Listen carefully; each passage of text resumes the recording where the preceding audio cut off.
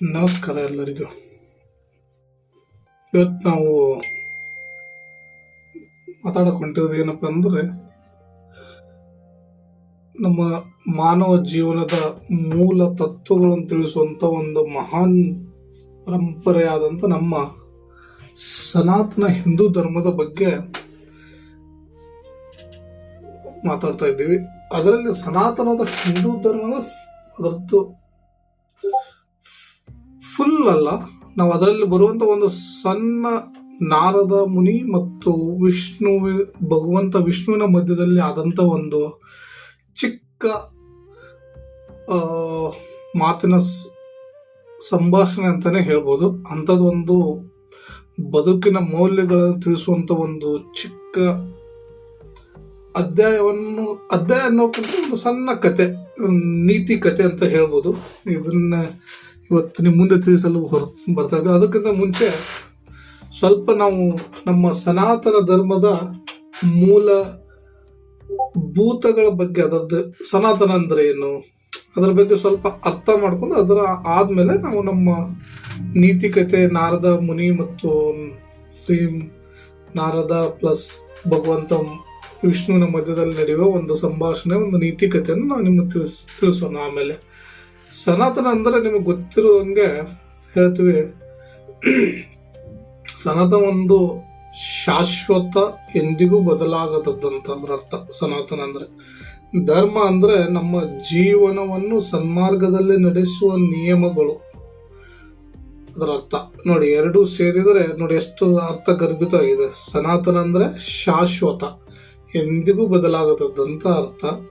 ಧರ್ಮ ಅಂದ್ರೆ ನಮ್ಮ ಜೀವನವನ್ನು ಸನ್ಮಾರ್ಗದಲ್ಲಿ ನಡೆಸುವ ನಿಯಮಗಳು. ಇವು ಎರಡೂ ಕೂಡಿದಾಗ ನೋಡಿ ಸನಾತನ ಧರ್ಮವು ಯಾವಾಗಲೂ ಇರುವ, ಯಾವ ಕಾಲಕ್ಕೂ ಅನ್ವಯಿಸುವ ಜೀವನ ಮಾರ್ಗವಾಗಿದೆ. ಇದು ಯಾವತ್ತಿಗೂ ನಮ್ಮ ಸನಾತನ ಧರ್ಮ ಇದು ಅಳಿಸಿ ಹಾಕ್ಲಾರ್ದು. ನೀವು ಇದರದ್ದು ಸಾಕಷ್ಟು ವರ್ಷಗಳಿಂದ ಇತಿಹಾಸ ಇದೆ ನಮ್ಮ ಸನಾತನ ಧರ್ಮ. ಇವತ್ತು ನಿನ್ನೆ ಹುಟ್ಟಿರುವುದಲ್ಲ ಇದು. ಅದಕ್ಕೆ ಇದು ಒಂದು ಧರ್ಮವಲ್ಲ, ಇದು ನಮ್ಮ ಮಾನವನ ಜೀವನ ಶೈಲಿಯನ್ನು ರೂಪಿಸುವಂತ ನಮ್ಮ ಧರ್ಮ ಸನಾತನ ಧರ್ಮ ಅಂದ್ರೆ. ಅದಕ್ಕೆ ಸನಾತನ ಧರ್ಮ ನಮ್ಗೆ ಏನ್ ಕಲಿಸ್ಕೊಡ್ತೈತೆ ಅಂದ್ರೆ, ಮುಖ್ಯವಾಗಿ ಇದರಲ್ಲಿ ನಮ್ಗೆ ಮಾನವ ಜನರಿಗೆ ಸತ್ಯವಾಗಿರಿ, ಧರ್ಮವನ್ನು ಪಾಲಿಸಿ, ಪ್ರಕೃತಿಯನ್ನು ಗೌರವಿಸಿ, ಎಲ್ಲ ಜೀವಿಗಳನ್ನು ಪ್ರೀತಿಸಿ ಅಂತಂದು ನಮ್ಮ ಸನಾತನ ಧರ್ಮ ಹೇಳುತ್ತೆ. ಇಂಥ ಸನಾತನ ಧರ್ಮದಲ್ಲಿ ಜೀವನ ತಾಳಿರುವಂತ ನಾವು ನೀವೆಲ್ಲರೂ ಭಾಗ್ಯವಂತರು. ಅದಕ್ಕೆ ಸನಾತನ ಧರ್ಮ ಅಂದ್ರೆ ಅತಿ ದೊಡ್ಡ ಧರ್ಮ ಇದು ನಮ್ದು. ಇದರಿಂದ ನಮಗೆ ಜೀವನಕ್ಕೆ ದಾರಿ ದೀಪ. ಇದರಲ್ಲಿ ಸನಾತನದಲ್ಲಿ ಬೇಜಾನ್ ಸಾಕಷ್ಟು ಪುಸ್ತಕಗಳಿವೆ. ಅದರಲ್ಲಿ ನೀವು ನೋಡಿದ್ರೆ ವೇದಗಳು ಬರ್ತವೆ, ಉಪನಿಷತ್ತುಗಳು ಬರ್ತವೆ, ಭಗವದ್ಗೀತೆಗಳು ಬರ್ತವೆ. ಇಂಥ ಪವಿತ್ರ ಗ್ರಂಥಗಳನ್ನು ಹೊಂದಿರೋದಂತ ಸನಾತನ ಧರ್ಮ ಅತಿ ಮಹತ್ವದ ಧರ್ಮ ಆಗಿದೆ. ಇದರಲ್ಲಿ ಹಲವಾರು ಪುರಾಣಗಳು ಬರ್ತವೆ. ಇವೆಲ್ಲವನ್ನು ಅಳವಡಿಸಿಕೊಂಡ್ರೆ ನಮ್ಮ ಉತ್ತಮ ವ್ಯಕ್ತಿಯಾಗಿ ಸಮಾಜದಲ್ಲಿ ಬದುಕಲು ಒಂದು ರೂಪಿಸುವಲ್ಲಿ ಇದೊಂದು ಅತ್ಯಂತ ಅಮೂಲ್ಯವಾದ ಧರ್ಮನ ಜನರಿಗೆ, ನಾವು ಮಾನವನಿಗೆ. ಓಕೆ, ಇದು ಸಮಾಜದಲ್ಲಿ ಶಾಂತಿ ಸಮತೋಲನವನ್ನು ಕಾಪಾಡುವುದರಲ್ಲಿ ಬಹಳ ಮಹತ್ವತೆ ಹೊಂದಿದೆ ಸನಾತನ ಧರ್ಮ. ಓಕೆ, ಇದರಿಂದ ಇನ್ನೊಂದು ಸನಾತನ ಧರ್ಮ ಕೇವಲ ನಮ್ಮ ಪೂಜಾ ಆಚರಣೆಗಳಿಗಲ್ಲ. ಇದು ಅದೇ ಹೇಳಿದ್ರೆ ಮುಂಚೆ ಹೇಳಿದಂಗೆ, ಇದು ನಮ್ಗೆ ಬದುಕಿನ ಮೌಲ್ಯಗಳನ್ನು ಪ್ರತಿಬಿಂಬಿಸುವಂತ ಧರ್ಮ. ಇದು ಹೇಳಿ ನಾವು ಇದನ್ನು ಸಣ್ಣ ಸಂಕ್ಷಿಪ್ತ ಇದರಲ್ಲಿ ಅದನ್ನು ನಮ್ಮ ಸನಾತನ ಧರ್ಮದ ಬಗ್ಗೆ ಹೇಳ್ಕೊತ ಹೋದ್ರೆ ಅದನ್ನ ಒಂದು ದಿನದಲ್ಲಿ ಮುಗಿಯುವಂತ ಇದಲ್ಲ, ಅದು ಸ್ಪೀಚ್ ಅಲ್ಲ, ಬಹಳ ದೊಡ್ಡದಾದಂತ ಇದೆ. ಅದಕ್ಕೆ ನಾವು ಸಣ್ಣದಾಗಿ ನಿಮ್ಗೆ ಅದರದ್ದು ಸಂಕ್ಷಿಪ್ತ ವಿವರಣೆ ಕೊಟ್ಟು ನಾವು ಇವಾಗ ನಮ್ಮ ನೀತಿ ಕತೆ ಬಗ್ಗೆ ಹೊರಡೋಣ. ಹೆಂಗೆ ನಾರಾಯಣ ಅವರಂಗೆ ವೈಕುಂಠದಲ್ಲಿ ಅವರು ತಂಬೂರಿ ಅವ್ರ ಕೈಲಿರೋ ತಾಳ ನಾರಾಯಣ ನಾಮವನ್ನು ಜಪಿಸುತ್ತಾ ಹೊರಟಿದ್ರಂತೆ. ವೈಕುಂಠದಲ್ಲಿ ಶ್ರೀ ಭಗವಂತ ವಿಷ್ಣು ತಮ್ಮ ಶೇಷ ಅಂದ್ರೆ ಹಾವಿನ ಮೇಲೆ ವಿರಾಜರಾಮವಾಗಿ ಮಲಗಿರ್ತಾರೆ. ಅಲ್ಲಿ ಹೋಗಿ ಅವ್ರಿಗೆ ಅಂತಾರೆ ನಾರದನಿಗೆ ಒಂದು ಕ್ವಶನ್, ಅವನಿಗೆ ಹೋಗ್ತಾ ಹೋಗ್ತಾ ಹೋಗ್ತಾ ನಾರದ ಮುನಿಗೆ ಒಂದು ತಲೆಯಾಗ ಒಂದು, ಅವ್ರಿಗೆ ಗೊತ್ತು ನಿಮ್ಗೆಲ್ಲರಿಗೂ ನಾರದ ಮುನಿ ಅಂದ್ರೆ ಒಂಥರ ಭಾಳ ಕ್ವಶನ್ ಅವ್ರ ಹತ್ರ. ಅವ್ರ ಹಂಗೆ ಹೋಗ್ತಾ ಹೋಗ್ತಾ ಅವ್ರ ತಲೆಯಲ್ಲಿ ಒಂದು ಬರುತ್ತೆ, ವಿಷ್ಣು ಮೂರ್ತಿಯನ್ನು ನೋಡಿ ಒಂದು ಕ್ವಶನ್ ಕೇಳಿದ್ರೆ ಆತು, ಇವ್ರು ನೋಡೋಣ ಇವ್ರ ಹತ್ರ ಅಂತಂದು ಅವ್ರು ಏನಂತ ಕೇಳ್ತಾರಂದ್ರೆ, ಅಲ್ಲಿ ಹೋಗಿ ಅವರಿಗೆ ನಾರದ ಮುನಿಗೆ ಕೇಳ್ತಾರೆ, ಓ ದೇವ, ಈ 3 ಲೋಕಗಳಲ್ಲಿ ನಿನ್ನನ್ನು ಅತ್ಯಂತ ಭಕ್ತಿಯಿಂದ ಆರಾಧಿಸುವವರು ಯಾರು ಅಂತಂದು ವಿಷ್ಣು ಮೂರ್ತಿಗೆ ನಾರಾಯಣ ಕೇಳ್ತಾನೆ. ಅವಾಗ ಭಗವಂತ ವಿಷ್ಣು ಹೇಳ್ತಾರೆ ಅವನಿಗೆ, ಅಯ್ಯೋ ಅದು ಅಷ್ಟೊಂದು ಕಷ್ಟವಾದ ಪ್ರಶ್ನೆನೇ ಅಲ್ಲ ನಾರದ ನೋಡು. ಅವಾಗ ಅವರು ತೋರಿಸ್ತಾರೆ, ಅಲ್ಲಿಂದ ಅವರು ವೈಕುಂಠದಾಗಿಂತ ಕೂತ್ಕೊಂಡು ನಮ್ಮ ಪೃಥ್ವಿ ಮೇಲೆ, ಭೂಮಿ ಮೇಲೆ ಇರುವಂತ ಒಂದು ಸಣ್ಣ ಹಳ್ಳಿ ಒಳಗ ಒಂದು ಚಿಕ್ಕ ಗುಡಿಸಲು ಇರ್ತ, ಅಲ್ಲೊಬ್ಬ ರೈತ ಕೆಲಸ ಮಾಡ್ತಂತ ತನ್ನ ಹೊಲದಾಗ. ಅದನ್ನ ತೋರಿಸಿ ಅವ್ನಿಗೆ ಹೇಳ್ತಾನೆ, ನೋಡು ಅವ್ ಹೊಲದಾಗ ಅಲ್ಲಿ ಕೆಲಸ ಮಾಡಕಂತಾನಲ್ಲ, ಅವನೇ ನನ್ನ ಅತ್ಯಂತ ಪ್ರೀತಿವಾದ ಭಕ್ತ ಅಂತ ಹೇಳ್ತಾನೆ. ಅವಾಗ ನಾರಾಯಣಕ ಶೆಟ್ಟು ಬಂದ್ಬಿಡುತ್ತ, ನಾನು ಇಷ್ಟು ಜಪ ಪ್ರತಿದಿನ ಹರಿನಾಮ ಸ್ಮರಣೆ ಮಾಡ್ತೇನೆ, ನನಗಿಂತ ಇವ ಹೊಲದಾಗ ದುಡಿಯಂತ ರೈತ ಹೆಂಗ ದೊಡ್ಡ ಭಕ್ತನಾದ ಭಗವಂತ ವಿಷ್ಣುಗೆ ಅಂತಂದು ಅವನಿಗೆ ಒಳಗೆ ಶೆಟ್ಟು ಒಂಥರ ಇದಾಗಿ ಶೆಟ್ ಕೂಪುಗಳಂದು ನಾರಾಯಣ ಮುನಿ ತನ್ನ ದಿವ್ಯ ದೃಷ್ಟಿಯಿಂದ ಆ ರೈತನ ಜೀವನವನ್ನು ಗಮನಿಸ್ತಾನ. ಅವಾಗ ಗೊತ್ತಾಗತ್ತೆ, ರೈತ ಭಾಳ ಬಡವದನ, ಅವನಿಗೆ 1 ಎಕರೆ ಹೊಲ ಐತಿ, ಅವನಿಗೇನು ಅದನ್ನ ಬಿಟ್ಟು ಮತ್ತೇನೂ ಇಲ್ಲ, ಅದೇ ಅವನಿಗೆ ಮೂಲ ಸೌಕರ್ಯ. ಅದ್ರಾಗ ಅವನು ಮುಂಜಾನೆಯಿಂದ ಸಂಜೆ ತನ ದುಡಿದ್ರನ ಅವನಿಗೆ ತಿನ್ನಾಕ ಒಂದಿವ್ಸ ಅನ್ನ ಸಿಗುತ್ತ.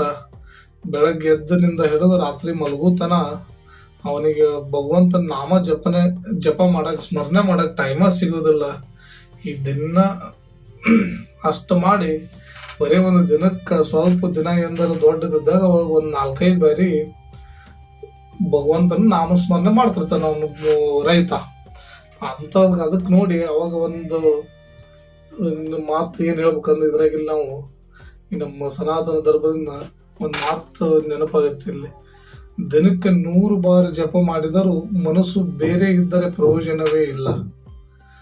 4 ಬಾರಿ ದೇವರನ್ನು ನೆನೆಸಿದವನು 100 ಬಾರಿ ಜಪಿಸಿದವನಿಗಿಂತ ದೊಡ್ಡವನಂತೆ. ಇದು ನೋಡಿ ಎಷ್ಟು ಸುಂದರವಾಗಿದೆ ಎಲ್ಲ ಮಾತುಗಳು. ಅದು ಇದನ್ನೇ ಭಗವಂತ ವಿಷ್ಣು ಅರ್ಥ ಮಾಡ್ಕೊಂಡಿರ್ತಾನೆ, ಆದ್ರೆ ನಾರಾಯಣಿಗೆ ಅದು ಅರ್ಥ ಆಗಿರಲ್ಲ. ಅದಕ್ಕೆ ಅವನಂತಾನೆ ಇದನ್ನ ಕೇಳಿ ನಾರಾಯಣ ಅಲ್ಲೇ ತನ್ನ ಮನಸ್ಸಿನಾಗ ಒಂಥರ ನಾಚಿಕೆ ಆದಂಗಾಗಿ ಅವನಿಗೆ ಇದಾಗ್ತಾನೆ. ಅದನ್ನ ಕೇಳಿ ಅವನು ಭಕ್ತ ಅವನಿಗೆ ಹೇಳ್ತಾನ, ಅವನ ನಾರಾಯಣ ವಿಷ್ಣು ಕೇಳ್ತಾನೆ, ಅವ್ನು ನಾನು ಇಷ್ಟು ಇದು ಮಾಡಿದೆ, ಒಂದು ದಿನಕ್ಕೆ 4-5 ಆಗ್ತಾವ, ಹೆಂಗ ನಿಮಗ ಇದಾದ ಅತಿ ಶ್ರೇಷ್ಠ ಭಕ್ತ ಆದ ಅಂದಾಗ, ಸರಿ ಆಯ್ತಪ್ಪ ಅಂತಂದು ವಿಷ್ಣು ಒಂದ್ ಕೆಲಸ ಮಾಡ್ತಾನೆ. ಅವರು ಅರ್ಥ ಮಾಡಿಸ್ಬೇಕಲ್ಲ ನಾರಾಯಣ್ಗೆ ನಾರದಗೆ ಅರ್ಥ ಮಾಡಿಸ್ಬೇಕಲ್ಲ ಹೆಂಗ ದೊಡ್ಡವ ಅನ್ನೋದು. ಅದಕ್ಕೆ ವಿಷ್ಣು ಹೇಳ್ತಾರೆ ಒಂದ್ ಇದನ್ ಕೇಳ್ತಾನ ಅವನಿಗೆ ನಾರದನೇ, ಸರಿಯಪ್ಪ ನಾರದನ ನನಗೊಂದ್ ಸಣ್ಣ ಕೆಲಸ ಸಹಾಯ ಮಾಡ್ತೀವಿ ಅಂತ ಹೇಳ್ತಾನ. ಆಯ್ತು ಗುರುದೇವ ವಿಷ್ಣು ಹೇಳಿ ಅಂತ ಹೇಳ್ತಾನೆ ನಾರದ. ಅವಾಗ ಭಗವಂತ ವಿಷ್ಣು ಹೇಳ್ತಾನೆ, ಸರಿ ಇದೊಂದೊಂದು ಹಾಲಿಂದು ಮಡಿಕೆ ಐತಿ, ಈ ಹಾಲು ತುಂಬಿದ್ದು ಇದೊಂದು ಬಂಗಾರದ ಮಡಿಕೆ ಐತಿ, ಇದನ್ನ ತಗೊಂಡು ಹೋಗಿ ಬ್ರಹ್ಮಲೋಕಕ್ಕೆ ತೆಗೆದುಕೊಂಡು ಹೋಗಿ ಕೊಟ್ಟು ಬಾರಪ್ಪ ಅಂತಂದು ಹೇಳ್ತಾನ. ಆಯ್ತಪ್ಪ ಅಂತಂದು ನಾರದನ ಕೈಯಾಗ ಹಿಡ್ಕೊಂಡು ಹೋಗಕ್ ರೆಡಿ ಆಗ್ತಾನ. ಆದ್ರ ವಿಷ್ಣು ಒಂದು ನಿಮಿಷ ನಿಲ್ಲಿಸ್ತಾನ, ನಿಲ್ಲಿ ನಾರದ ಅಂತಂದು. ಅವಾಗ ಹೇಳಿ ಗುರುದೇವ ಅಂತ ಕೇಳಿದಾಗ ವಿಷ್ಣು ಹೇಳ್ತಾನ, ಒಂದು ಕಂಡೀಷನ್ ಐತಿದ್ರಾಗ ನೀವು ಒಯ್ಬೇಕಾದ್ರ ಇದರಲ್ಲಿ ಇರೋ ಒಂದು ಹನಿ ಹಾಲು ಕೆಳಗ್ ಬೀಳಬಾರ್ದು, ಅದು ಕೆಳಗ್ ಬಿದ್ರ ಅಪಚಾರ ಆಗುತ್ತಂತಂದು ಹೇಳಿ ನಾರದನಿಗೆ ಆ ಕೆಲಸ ಒಪ್ಪಿಸ್ತಾನೆ. ನಾರದ ಮುನಿ ಅದ್ರ ತಕ್ಕಂತೆ ಅದರ ಪೂರ ಒಂದು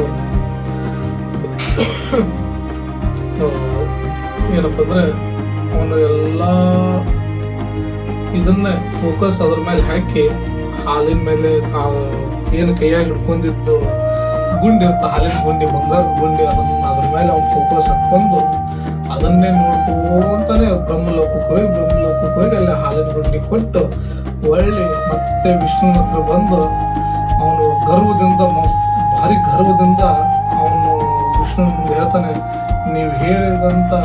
ಕೆಲಸವನ್ನು ನಾನು ಸುರಕ್ಷಿತವಾಗಿ ಮಾಡಿ ಬಂದಿದ್ದೀನಿ, ಎಲ್ಲಿ ಒಂದು ಹನಿ ಚೆಲ್ಲಿಲ್ಲ ಅಂತಂದು ಅವನು ಮಸ್ತ್ ಗರ್ವದಿಂದ ಅವನು ತನ್ನಿಸಿದ ತಾನೇ ಹುಮ್ಮಸ್ಸಿನಿಂದ ನಿಂತು ಹೇಳ್ತಾನೆ. ಅವಾಗ ವಿಷ್ಣು ಅವನಿಗೆ ಒಂದು ಮಾತು ಕೇಳ್ತಾನೆ, ಸರಿ ಅಪ್ಪ ನಾರ್ದ, ನಾನು ಹೇಳಿದ ಕೆಲಸ ನೀನು ಅತ್ಯದ್ಭುತವಾಗಿ ಪೂರ್ಣ ಮಾಡಿ ನೀನು ಅವಾಗಿನ ಕಾಲದಾಗ ಅವ್ರಿಗೆ ಒಂದು ಇದು ಕೊಡ್ತಿರ್ತಾರೆ ಅವನಿಗೆ. ಸರಿ ಆಯ್ತು, ನನ್ನಿಂದ ಇದು ಸಣ್ಣ ಹುಡುಗರೆ ಅಂತಂದು ಅವ್ನಿಗೆ ಕೊಟ್ಟು ಅವ್ನು ಖುಷಿ ಮಾಡ್ತಾನೆ. ಖುಷಿ ಮಾಡಿದ ಮೇಲೆ ವಿಷ್ಣು ಒಂದು ಮಾತು ಕೇಳ್ತಾನೆ ನಾರಾಯಣಿಗೆ ನಾರದನಿಗೆ.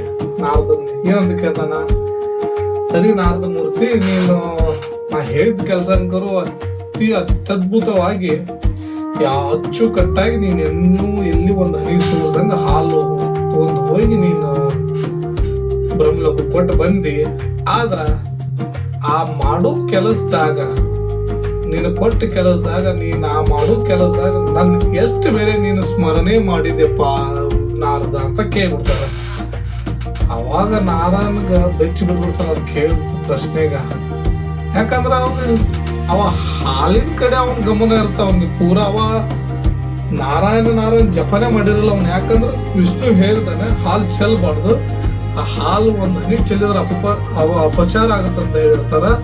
ಆ ಹಾಲು ತಗೊಂಡು ಹೋಗಿ ಬ್ರಹ್ಮಲೋಕ ಕೊಡುತ್ತಾನೋ ಅವನ ಗಮನ ಏನಿರ್ತಂದ್ರೆ ಪೂರ 100% ಅವನ ಗಮನ ಹಾಲಿನ ಆ ಬಂಗಾರ ಕುಂಡದ ಮೇಲೆ ಇರುತ್ತ.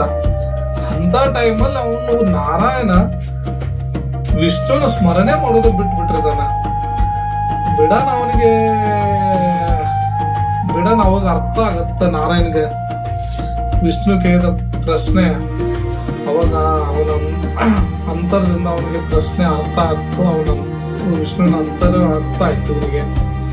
ಅವಾಗ ನಾರದ ಅನ್ಕೊಂತಾನ ಮನುಷ್ಯನಾಗ ಅನ್ಕೊಂಡು ಅವ ವಿಷ್ಣು ಅವ್ರಿಗೆ ಅವನ ಅರ್ಥ ಆಗಿ ಅವನು ಒಂದು ದಿನದೊಳಗೆ ಕೆಲಸ ತೊಡಗಿಸಿದಾಗ ನೀನು ನನ್ನ ಹೆಸರು ಜಪ್ಸುದ್ ಮರ್ತು ಬಿಟ್ಟಿ.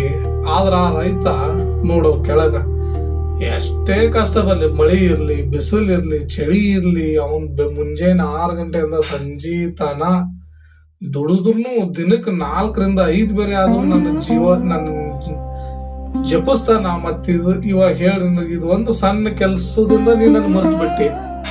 ಅವ ರೈತ ಅಂತ ಕಷ್ಟದಲ್ಲಿ ನಾನು ಜಪ ಮಾಡ್ತಾನಂದ್ರ ನಾರದ ಮುನಿ ಇವಾಗ ಹೇಳು, ನೀನು ನನ್ನ ಅತಿ ಪ್ರಿಯವಾದ ಭಕ್ತವ ಏನು ಆ ರೈತ ನನಗ ಭಕ್ತ ಅಂತ ಕೇಳಿದಾಗ ಅವಾಗ ನಾರದರಿಗೆ ಒಂದು ಅರ್ಥ ಆಗತ್ತ. ಅವ್ರು ಏನ್ ಹೇಳ್ತಾರ ಅಂದ್ರೆ, ಒಂದು ಎಲ್ಲವೂ ಇದ್ದಾಗ ದೇವರನ್ನು ನೆನೆಸುವುದು ಸುಲಭ, ಇಲ್ಲದಿದ್ದರೂ ನೆನೆಸಿದವನೇ ನಿಜವಾದ ಭಕ್ತ. ಭಕ್ತಿ ಎಂದರೆ ದೇವರನ್ನು ನೆನೆಸುವುದಲ್ಲ, ದೇವರಲ್ಲಿ ಬದುಕುವುದು ಎಂಬುದು ಎಂದು ನಾರದರಿಗೆ ಅರ್ಥ ಆಗತ್ತೆ. ಇದರ ಅರ್ಥ ಇಷ್ಟೇ ರೀ, ಎಲ್ಲರಿಗೂ ನಮ್ಮ ಮಾನವ ಜನ್ಮಕ್ಕೆ, ನಮ್ಮ ಮಾನವ ಕುಲಕ್ಕೆ ಇದರಿಂದ ಒಂದು ನೀತಿಕತೆ ಏನ್ ತಿಳಿದೈತೆ ಅಂದ್ರೆ, ಶ್ರೀಮಂತಿಕೆ ಬಂದಾಗ ನಾವು ದೇವರನ್ನ ನೆನೆಸಿದ್ರೆ ಅದು ಭಕ್ತಿ ಅಲ್ಲ. ಶ್ರೀಮಂತಿಕೆ ಇರ್ಲಿ, ಬಡತನ ಇರ್ಲಿ, ಏನೇ ಇರ್ಲಿ, ಕಷ್ಟ ಇರ್ಲಿ, ಸುಖ ಇರ್ಲಿ, ದುಃಖ ಇರ್ಲಿ, ನಾವು ಭಗವಂತನ ಯಾವಾಗಲೂ ನೆನೆಸ್ತಾ ಇರ್ಬೇಕು. ಅಂದ್ರೆ ನಮಗ್ ಭಗವಂತ ನಮ್ಗೆ ಅತಿ ಪ್ರಿಯವಾಗ್ತಾನೆ. ನಾವು ಕಷ್ಟ ಬಂದಾಗ ಬಿಟ್ಟು ನಾವು ಕೆಲಸ ಐತಿ ನಾವು ನೆನ್ಸಾಕಾಗಲ್ಲ ಅಂದ್ರೆ ಭಗವಂತನಿಗೆ ಅಲ್ಲ. ಕೆಲಸ ಇದ್ರೂ ಭಗವಂತ ನೆನೆಸ್ಬೇಕು, ಕೆಲಸ ಇಲ್ಲಂದ್ರೂ ಭಗವಂತ ನೆನೆಸ್ಬೇಕು, ಬಡವರಿದ್ರು ಭಗವಂತ ನೆನೆಸ್ಬೇಕು, ಶ್ರೀಮಂತರಿದ್ರು ಭಗವಂತ ನೆನೆಸ್ಬೇಕು. ನೀವು ಯಾವ ಸಮಯದಲ್ಲಿದ್ರು ಭಗವಂತ ನೆನೆಸ್ತಾ ಇದ್ರೆ ನಾವು ನಮ್ಮ ಎಲ್ಲಾ ಕಷ್ಟ ಪರಿಹಾರಗಳು ಎಲ್ಲ ದೂರ ಆಗುತ್ತೆ ಅನ್ನೋದು ಒಂದು ಸಣ್ಣ ನೀತಿ ಕಥೆಯನ್ನ ನಾವು ನಿಮ್ಮ ಮುಂದೆ ಸನಾತನ ಧರ್ಮದಲ್ಲಿ ಸಾಕಷ್ಟು ಇದಾವೆ ಈ ತರ ನೀತಿ ಕಥೆಗಳನ್ನ. ನಾವು ನಮ್ಮ ಯೂಟ್ಯೂಬ್ ಚಾನೆಲ್ ನಮ್ಮೂರು ವೈಬ್ಸ್, ನಮ್ಮೂರು ನಮ್ಮ ಹೆಮ್ಮೆ ಅನ್ನೋ ಈ ನಮ್ಮ ಚಾನೆಲ್ ಮುಖಾಂತರ ದಿನಕ್ಕೊಂದು ನಮ್ಮ ಸನಾತನ ಧರ್ಮದ ಒಂದೊಂದು ಸಣ್ಣ ನೀತಿ ಕಥೆಗಳನ್ನು ನಿಮ್ಮ ಮುಂದೆ ತರುತ್ತೇವೆ. ದಯವಿಟ್ಟು ಎಲ್ಲರೂ ನಮ್ಮ ಚಾನೆಲ್ ಅನ್ನು ವೀಕ್ಷಿಸಿ, ಸಬ್ಸ್ಕ್ರೈಬ್ ಮಾಡಿ, ಶೇರ್ ಮಾಡಿ, ಕಮೆಂಟ್ಸ್ ಹಾಕಿ, ನಿಮ್ಮ ಸುತ್ತಮುತ್ತಲಿನ ಜನರಿಗೂ ತಿಳಿ ಹೇಳಿ. ನಮ್ಮ ಚಾನಲ್ ನೋಡಿ, ಇದರಲ್ಲಿ ನಾವು ದಿನಕ್ಕೊಂದು ಸನಾತನ ಧರ್ಮದ ಒಂದು ನೀತಿಕತೆ, ಸನಾತನ ಧರ್ಮದ ನಮ್ಮ